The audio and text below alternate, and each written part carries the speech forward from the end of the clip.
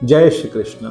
गीता का 7वां अध्याय और 12वां श्लोक, जहां भगवान बता रहे हैं कि मेरी जो प्रकृति है वो 3 गुणों से मिलकर के बनी है, सतोगुण, रजोगुण और तमोगुण। लेकिन भगवान कहते हैं कि ये सब मेरी शक्ति से प्रकट है और मेरी शक्ति से प्रकट होने के बाद मैं इन सब से पर हूं। अर्थात भगवान कहते हैं कि ये 3 प्राकृतिक गुण हैं, सत्वगुण है, रजोगुण है, तमोगुण है, और वो मेरी प्रकृति से प्रकट होते हैं। सांख्य का सिद्धांत ये मानता है, सांख्य ये मानता है कि हमारे यहाँ पुरुष है और एक प्रकृति है। पुरुष मतलब परमात्मा, प्रकृति अर्थात भगवान की माया।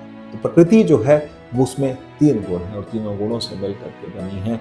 रजोगुण, सतोगुण और तमोगुण 3 अवस्थाएं हैं, जागृत, स्वप्न और सुषुप्ति।